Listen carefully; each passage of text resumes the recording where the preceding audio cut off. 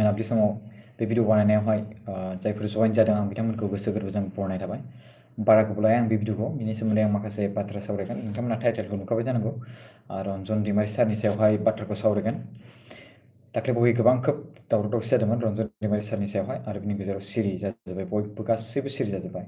रन्जन दैमारि सारखौ गनांगौ आरो लोगोसे रन्जन दैमारि सारखौ मानो बख'वाखै बायदि बायदिखौ लानानै दावराव जाजोबदोंमोन। आरो लोगोसे बिनि उनावहाय जेब्ला सरकारनिफ्राय माखासे बाथ्रा थाङो आरो सरकारनिफ्राय जेब्ला माखासे बाथ्रा बुङो अब्ला माखासे सुबुंफ्रा जायफोर बिदि जादोंमोन बिथांमोना बुजिनानै थादों। दा बाथ्राया जाहैबाय कि कनफिउस नोंथांमोनाव मोनसे कुइसन थागोन ना, बे कुइसना जाबाय रन्जन दैमारि गबाय नामा? बा बे कुइसना जाहैबाय रन्जन दैमारि सारनि थाखाय गाबोननिफ्राय धरना जागोन नामा? बे मोनसे नोंथांमोननियाव कुइसन दंना, गिदिर गिदिर बयनावबो कुइसन दं जानांगौ मिथिबाय। औ नंगौ, नोंथांनि जायगायाव थायोमोनब्ला आंबो नोंथांनि जायगायाव थायोमोनबा आंबो कुइसन आंनाव थागोन आरोना। स' दा रन्जन दैमारि सारखौ 15 आगस्टनि सिगां गनांगौ होननानै दाबि खालामदोंमोन। ओमफ्राय जुदि गवाब्ला जि COVID-19 नि रुल्स एन्ड रेगुलेसन बेखौ लानानै धरना होगोन होननानै बेबायदि बाथ्रा बुंदोंमोन। दा बे बाथ्राखौ खोनानानै नोंथांमोननि नैबे खर'आव मोनसे साननो हागौ जे रन्जन दैमारि सारा गबाय नामा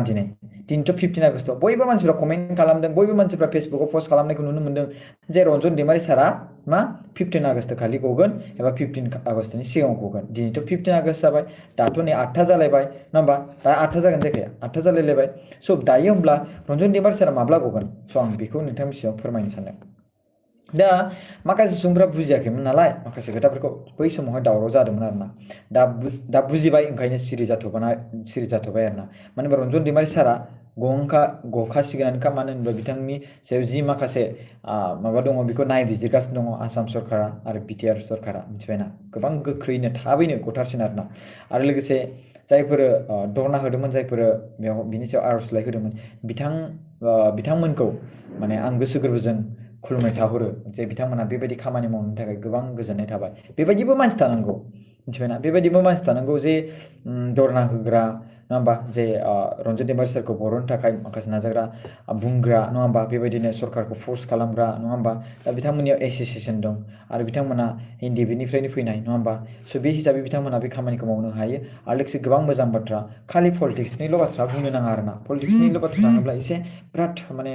पलिटिक्सनि थाखायसो ओरैबायदि बेबायदि जायो आरोना। गोबां मोजां मोनदों आं दिनैनि बे माखासे सुबुंफोरखौ बुंनायखौ आं खोनादों बेवहाय, जे सरकारनि बाथ्राफोरखौ खोनानानै बा सरकारा जे जोंखौ रिकुवेस्ट खालामनाय बा ओरैबायदि बाथ्रा बादा होना दोननायाव बा बुंना दोननायावहाय जोंबो बिथांमोननि बाथ्राखौ गनायनाय मोनदों, बेबायदि बाथ्रा बुंदों आरोना। स'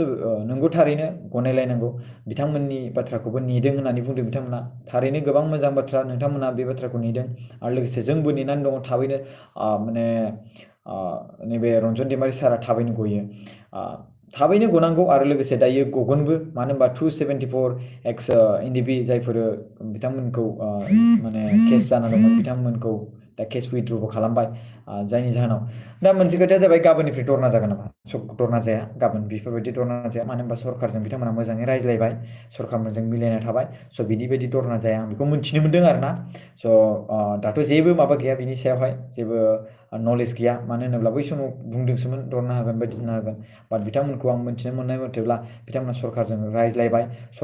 सरकारनिफ्राय माने बादा होदों, मिन्थिहोदों जे दसे नेथ'नांगोन मानांगोन। मानो होनोब्ला अलरेडि बिनि सायावहाय बुंखानाय दंखायो, अलरेडि बिनि सायावहाय गगोनखौ मिन्थिखाना दंखायो। मानो होनबा प्रमद साराबो बेखौनो बिनि सायावबो गोबां बाथ्रा बुंगासिनो दङ, बिटिआरनि चिफ श्रीजुत प्रमद बर' सारा। दा बेफोरखौ लानानै गोबां गुलुं गुजुं जागासिनो दङ। दानि माने इलेक्सनबो माखासे बाथ्रा बेफोरबायदिनि सायावहाय बिराद गरमा गरमि जायो आरोना। बेनिखायनो नोंथांमोना जाहाथे बे भिडिअखौ बयनिबो शेयार खालामो, दैथायहरो। आरो लोगोसे माने मानसिफ्रा मोन्थिदों दि गाबोननिफ्राय माने मा होनोमोनलाय धरना जागोन नामा। स' धरनानि बेफोरबायदि जेबो नटिफिकेसन गैथ'वा दायो, बिथांमोना मानिना दं। रन्जन दैमारिया थाबैनो गनांगौ आरो रन्जन दैमारि सारा थाबैनो गगोन। आरो लोगोसे रन्जन दैमारि सारा दिनै गवाखै दै, रायजो राजाफ्रा दिनै गवाखै। स' बेखौ गोसोआव लाखि, नोंथांमोना नङाबा सानगोन जे रन्जन दैमारि सारा गबाय, ओरैसो माबा थाबाय, मानो निउसाव फैयाखै मायाखै। स' रन्जन दैमारि सारा गवाखै, रन्जन दैमारि सारा गगोन थाबैनो। आरो लोगोसे धरनानि बाथ्रा बुंबा दासिमबो जेबो नटिफिकेसन गैथ'वा, धरनाखौ होगोनसो होनना बुंदोंमोन, बा सरकारजों मोजाङै रायज्लायनानै दा धरनाखौ होनायनि बेफोरबायदि खोथा जेबो बाथ्रा गैया आरोना। स' आं बेखौनो बुंनानै नोंथांमोननिसिम गोसो गोरबोजों बे माने मोनाबिलि समावहाय खुलुमनाय थाहरबाय। आरो लोगोसे नोंथांमोना मा ओंख्रि जादों दिनैनि बे मोनाबिलि भिडिअ'आवहाय बे 15 आगस्तनि मोनाबिलि भिडिअआवहाय नोंथांमोना कमेन्ट खालामनानै खोन्थाबानो जाबाय आं नोंथांमोनखौ दायो मिथिनो मोनगोन स' hi independence day happy independence day wish you happy independence day thank you so much same to you ओमफ्राय बिनि गेजेराव आदा नों बाजै लादोंना लायाखै नै कुइसना जालायबाय दा दैमालु नार्जारि लायाखै मोजाङै दंना आदा नों रायदाव बसुमतारी औ मोजाङै दं हाय प्रकाश एस एन नार्जारि हाय आदा नोंनि चेनेलखौ खेबसे बुंनो हो आदा नोंनि चेनेलखौ खेबसे बुंना हो बिएम सोदोब channel So thank you so much guys. Good night. Bye bye. बे भिडिअखौ जेसेबां हायो शेयार खालामदे फंबाय बिनानावमोन गासिबो जाहाथे बयबो नुयो सोमदोन रामचारि लादो माखौ लादों बुंलाय मोसौ बेदर ब्र जियन नार्जारिया मोसौ बेदर जादोंनो बुंनालै मिथियाखै नोङो आयेन आनुन खान माबाखौ दायो आसामाव माबायदि मोसौनि आयेन कानुन बानायनायखौ आदा जोंना थास' आइथिंमोन ओंख्रिया अके ओमफ्राय I love you too baby good night bye मुनु बर' आयौ माथो सोरबा खुलुमबाय फंबाय हाबा जादो आयौ सोमदोन रामचारि थै मानो बिदिलै नोंसोरो आंखौ इसेबां दानो हाबा जाजानो लुबैथारो ना नोंसोरो मानि थाखाय आं बुजिनो रोङा मानो हाबा जाजानो लुबैयो नोंसोरो आंखौ एसेबां थाबैनो मानो हाबा जाजानो लुबैयो नोंसोरो मानो एसेबो फंबायखौबो बिदाखौबो एसेबो अना नामा नोंसोरो थाबनो हाबा जानानै बाला गुदुङाव आगान गाहोनांगौ माने गाथारनांगौ नामा आङो थाबनो मानो बिदि नोंसोरो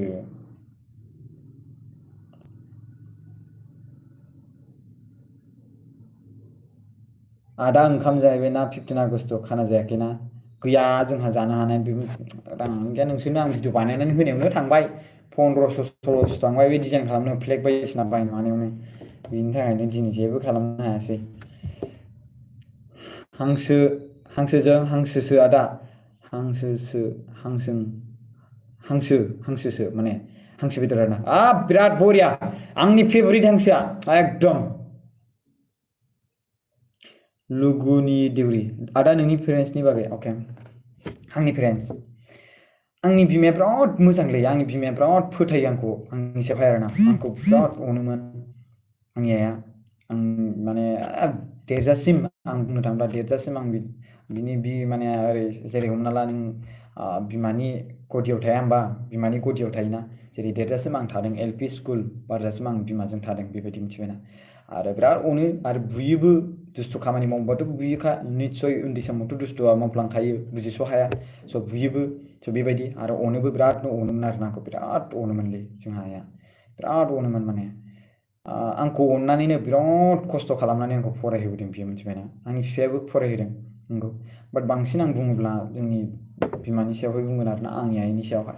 आइया बिराद खस्थ' खालामदों आरो बाबायाबो खस्थ' खालामदों बेबो खालामाखै नङा खालामदों मानो होनोब्ला बुंनो थाङोब्ला बिमा बिफानि गेजेराव सानैबो समानानो खिन्थु आं माने आइखौ सासेनाव सासेथ' थाखायो नालाय जेनेबा सानैबो जायो सासेनाव सासे बाट आं आइखौ बांसिन माने बेफोरखौ नुहुरो आरोना मिथिबायना रायजो राजाफोर बाबाखौ बुङोब्ला बाबायाबो गोबां मोजां दायो बिराद मोजाङानो दङ मानसिया आरो लोगोसे बिथाङा आंनि साननाय हनायखौ दायो बुजिलांजोब्बाय मदद खालामजोब्बाय खिन्थु बै समाव फरायनाय समाव आरोबाव खेबसे बिराद मोजाङै मदद खालामनायमोनब्ला निस्सय आं दा बेबायदि गेजेर खन्द'आवनो खामानि मावनानै थानो गोनां जानाय नङामोनदां खिजान आं निस्सय माखासे फरायबावनो हाबावगौमोनदां निस्सय आं बेफोरबायदि आरामसे माबाहैबावनो हाबावगोनदां दा निजे खामानि मावाबानो आंनि उदैखौ फिनो हाया ओरैबायदि आरोना दा खामानि मावबासो नों ओंखाम मोनजागोन खामानि मावबासो नोङो गावनि न'खौ नायनो हागोन स' बेनो आरोना खोथाया आं बे बाथ्राखौ नों बुंनो थिननायखायसो बुंदों दे नानि मिथिबायना नङाबा आं जेबो बेफोरबायदि बुङामोन लुगुनि देउरिया बुंथिनो नालाय जायाखै ओंखामखौ आङो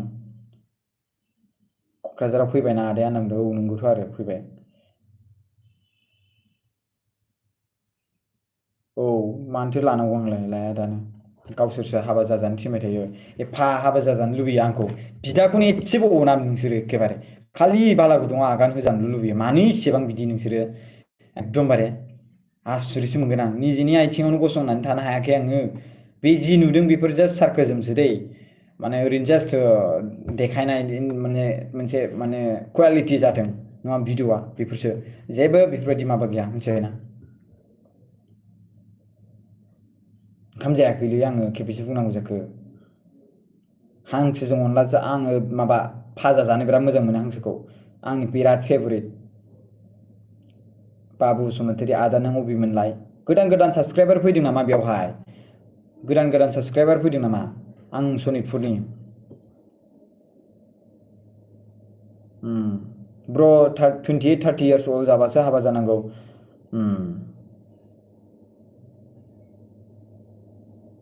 सोमदोन रामचारि फंबाय नोंहा रावबो गैया बेखायनो लादो एसे मानो हाबाल' जाजानो लुबैयो खालि बे सोमदोन ब्रादारा मानो हाबा जाजानो थिनबाय थायोलै आंखौ मानि थाखाय बियो एकदमबारे खालि बिना कमेन्टआनो हाबा जानायनिल' सायावल' माने आंखौ हाबा जाजानो लुबैथारबाय आं हाबा जानानैबो आंनि हिनजावखौ सोर जाहोगोन आं निजेनो गावनि उदैखौ फिनो थाखायनो बेसेबां खस्थ' जानानै दं आरो नोंसोरो गावस्रा एखेबारे मदद होनानै आंखौ बेबायदि खालामबोबाय आरो बे गेजेर खन्द'आवनो आरो नोंसोर आंखौ माबा खालामबा बोरै जानांगौ जाखो लयेल बर' मा आइ लभ इउ अदर सना होनदोंमोन आरो बियो थेंक इउ स' माच आइ गैया बिसोरहा बोसोर जाखो आदा 2012 मायथाइयाव आंनि आइया रुंसारि जादों गासिबो रायजो राजाफोर आं नोंथांमोनखौ बुंखादों सिगाङावनो आरो आं दा फिन खेबसेबाव बुंबावबाय आरोना डिग्रीसिम जाथ'वाखै आङो बाबु आदा नों जोबोद अनसुला आरो नोंनि आइनि बाथ्रा खोनाना आं जोबोद दुखु मोनो आं रेनु दैमारि अनसुलायाथ' बयबोआनो नोंथांमोना मा डिफारेन्सजों नायनानै आंखौ अनसुला सानो बे नोंसिनि सायाव आरोना आदाया ओंखामखौ खैथायाव जायो जेब्ला ओंखामा मोनो अब्लानो जानो बिराद उखैखायो आङो एखेबारे उखैहाबना थाखायो मिथिबायना बिराद ओंखाम उखैना दं आं दानिसो बादाम जादोंमोन आं आरो नै ओंखाम उखैबावबाय जोंना नारजि अमा अके जिउन नार्जारि गार्लफ्रेन्डखौ खिथाब्रा ब्र मानो नोंसोरो गार्लफ्रेन्ड हिनजाव हाबा जादो मानो बेफोरबायदि बेलेग कुइसन गैला नामा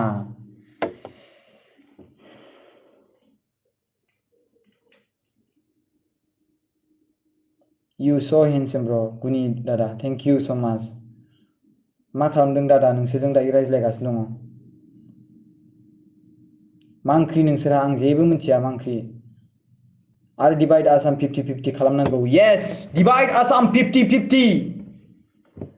we want Bodoland we want justice we want Bodoland do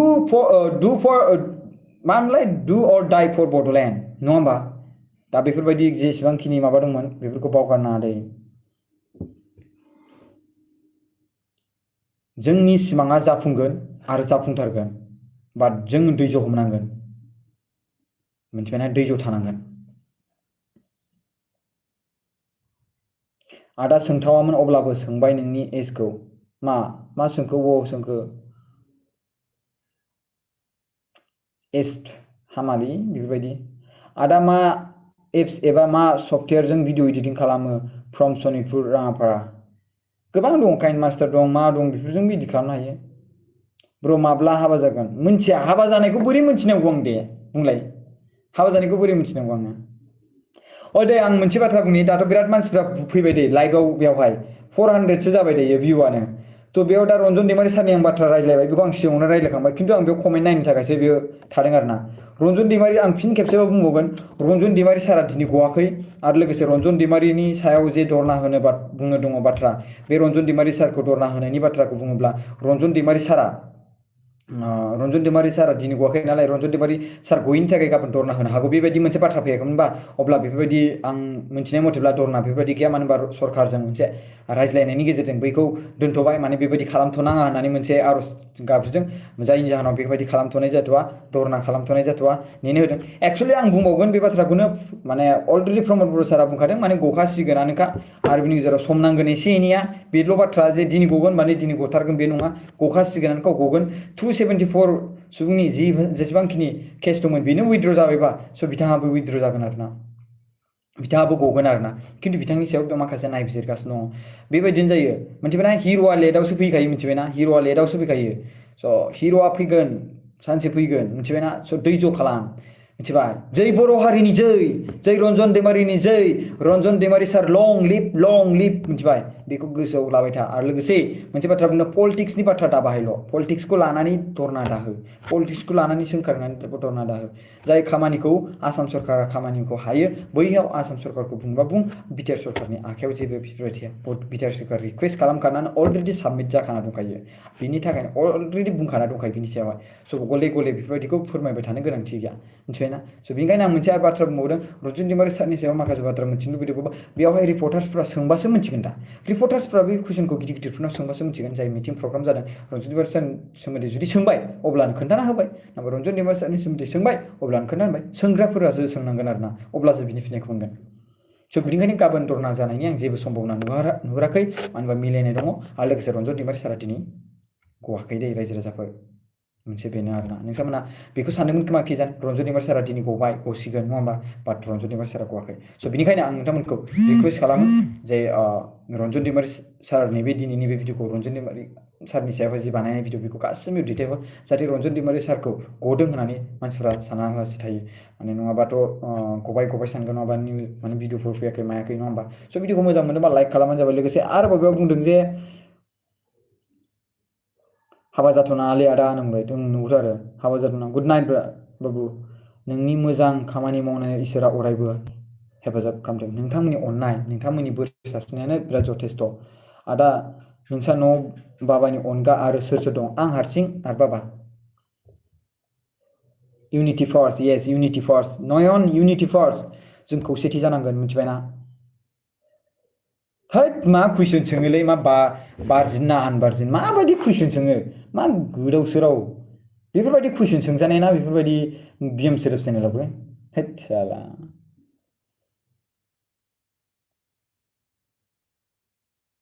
बिराद अखा हाबायसो आदा जोंथिं बबे जायगायावबा बेबा आदा नोंनि मुंलाय खनसे प्रकाश नार्जारी आंनि नामखौ लाजानो लुबैदों प्रकाश नार्जारी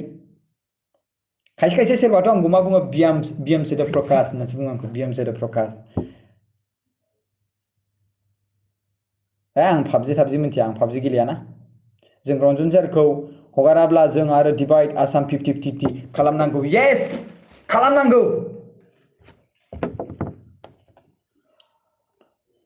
लाइटिं बिराद अखासो हाबाय अब्ला नों अफ खालामदो गवाखै गुड नाइट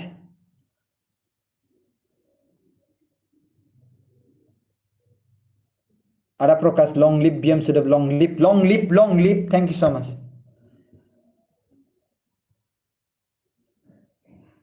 गवाखै देरनावाला सर गवाखै where are you from can you tell me please I'm new subscriber and you congratulations thank you so much honey baby channel I'm from Chanipur in Assam and my name is Prakash Narzary and I explore about fake video or fake story fake things related about real and facts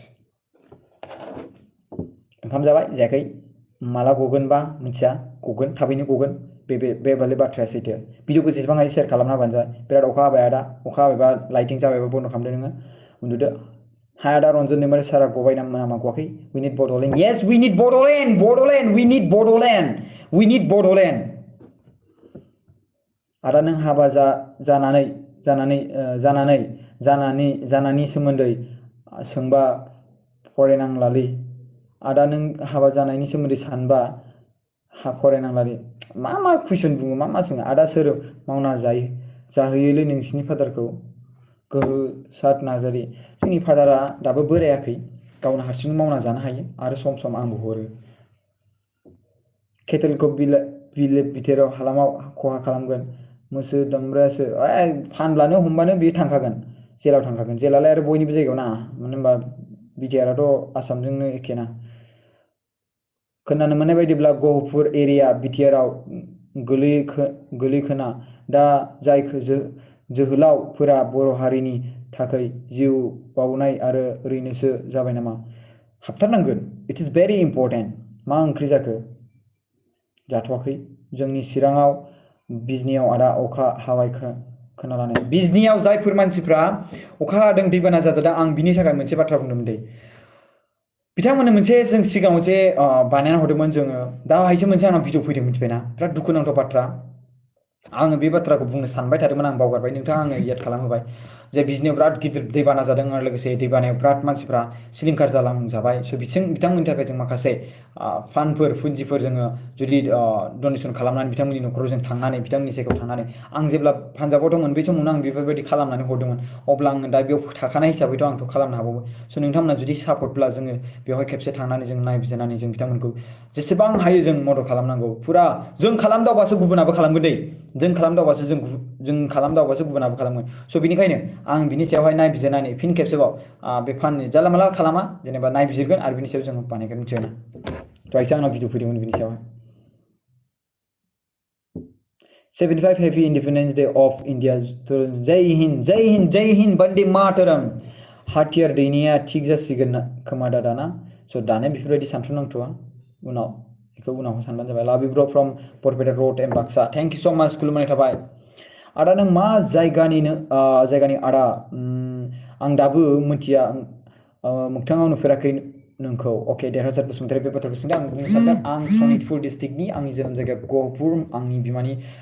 जायगाया जाबाय क'क्राझार दियाबारिनि आरो आंनि बिफाया जाबाय दलाइगाव रङिया जोंनि क'क्राझाराव थाफैना माबायदि मोनदों दादा सिबिवारि गोबां दुखु मोनदों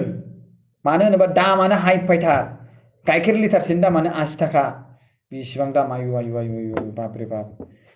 बिराद दाम गोजा आपेल माबाफोरनि दामफ्राबो एसेबां हाइ दाम बिराद मानि थाखाय मिथिया जा दाम गोजा बानलुआबो बेसेबांबा केजि दामथार एखेबारे 40 थाखा फवा होमबा 100 होमबा 180 थाखा केजि होमबा सानना नायदो 100 थाखाफोरनिनो 90 थाखाफोरनिनो मोनो बासुगाव साइडथिंजाय बेवहाय नायदो बेसेबां खाथियावनो आरफोर बिजनेससो खालामनो गोसो जाबाय आं बानलुखौनो नेक्स्ट टाइम लाइभ फैबा थानोसै आदा थेंक इउ स' माच अलंबार बसुमतारी घन्टा बड'लेण्ड थैद मा बुङोब्रा नोंसोरलाय बे जेरि सोर बिलाय जेरियालाय आदा नोंखौ जोंनि स्कुलनि प्रिन्सिपाल बायदि नुयो अ माय गड आंखौ प्रिन्सिपाल बायदि नुयो अके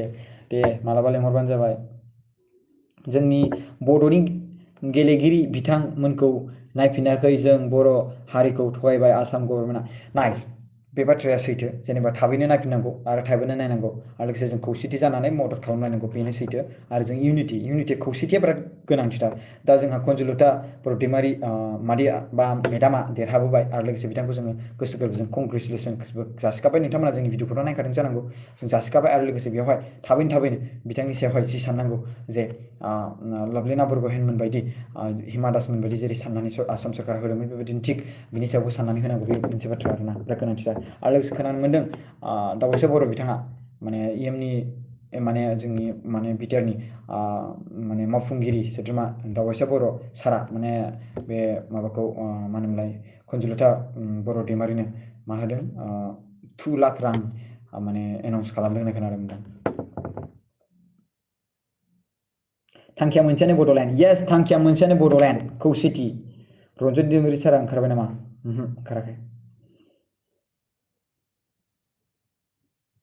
दानि फरायसाफोर गथ'फोरनि सायाव मा बुंनो गासिबो रोंगौखा गासिबो गोरोंखा गासिबो मिथिजोबखायो खालि बेल'सो बाथ्रा बुंगोन आङो निसा बुस्थु लानाङा निसानिफ्राय जानगाराव था मोजां मोनलायनायफोरखौ बिनि सायाव बारा गोसो होनाङा मबाइल दांनायफोरखौ लिमिट खालाम बास बेनो बिनिफ्राय फरायनायखौ गोसो हो concentrate on your study definitely you will success in your life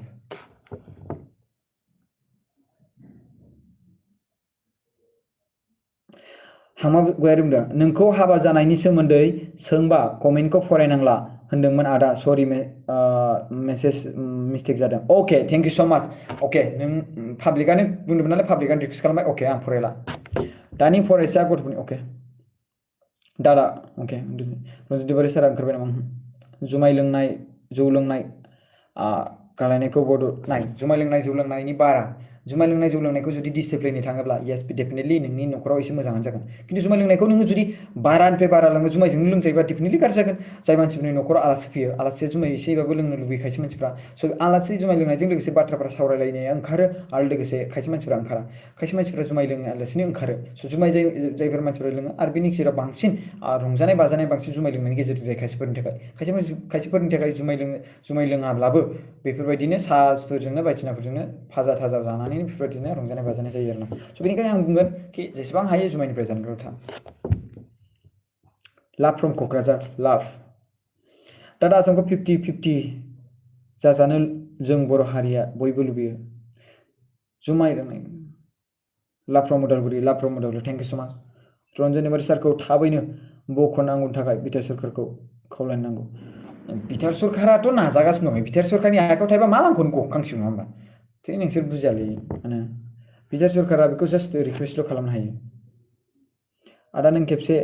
नायफैबावदो मालाबा काजिगाव गुरुदेब कालिचरन ब्रह्मनि आश्रमखौ अके थेंक इउ स' माच लिंहरबानो जाबाय फैसा गोनांखा माथो नोंहा माब्रै फैसा गोनां अबेनि फैसा नुखो नोंलाय फैबानो जाबाय बेंक बेलेन्स होनबासो मिथिजोबगोन आं माब्रै थांना दङ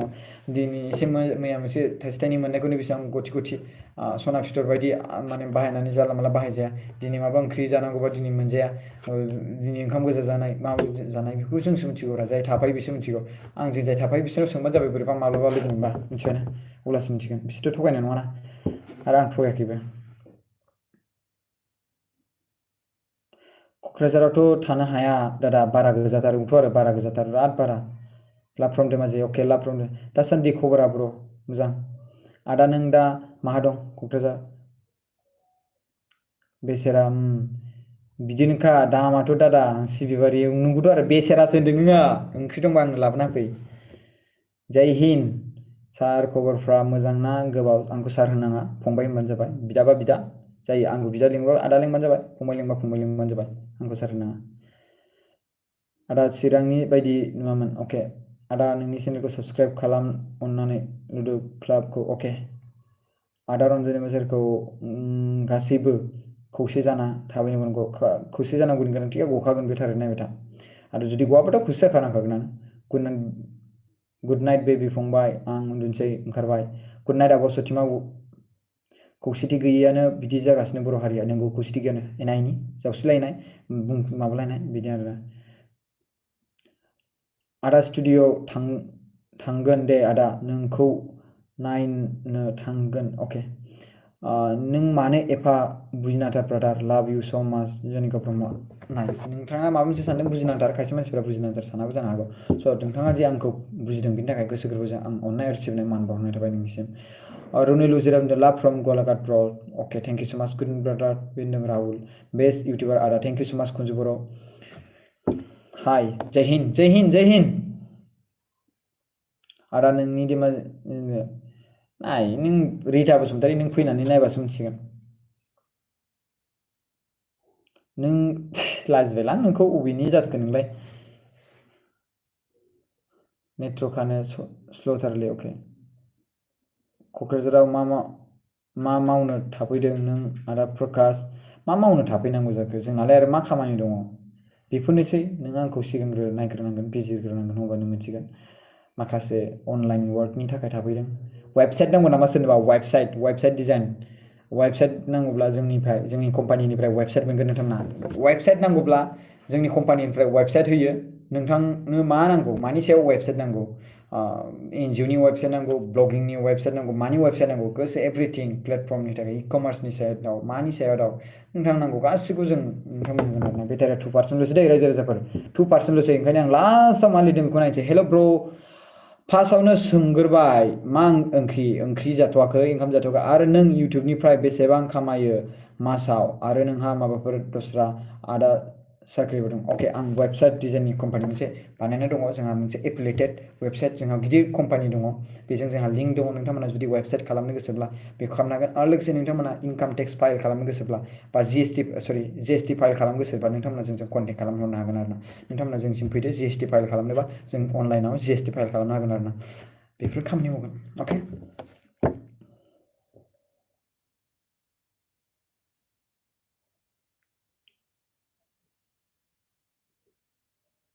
बिजय बसुमतारी आदा नोंहा बेटारि अफ जासिगोन दै थांसिगोन स्रोब थांखासिगोन आदा नोंना इउटुबाव भिडिअ आगारना बेसेबां जाखो फैसाया खोन्थाहरलाय आरे फैसाया नाय मिथिबायना फैसा आगोम थाया मिथिबाय जेबो थाया बाहेरनि ओरैनो जास्ट जाय बिजनेस खामानि मावनाय जे कम्पानि खामानि अनलाइन खामानि मावनाय बेफोरजोंसो सोलिना थायो आं अब्लाबो बेखौ आं लाफालाङो नङा होमबा गेजेर खन्दआवथ' आं बेसेबांबा गोबाव थाबायना खालामालासिनो बेखौ सब आं बेलेग खामानियाव ध्यान होदोंमोन आं बुंबाय थादोंमोन आं बेलेग खामानि सब बेफोरावनो मिथिबायना दाथ' आं मा बुंनो नोंथांमोननि सायाव आरो बेलेग खामानि लाबावगासिनो दङ दा बेखौ आं नोंथांमोनजों रायज्लायनो थाखाय लागासिनो दङ बे आंनि थाखाय लाइफआव माने एसे एनै मदद होयो आरोना ओंखाम ओंख्रि जानायाव मिसाखौ मा बुंनो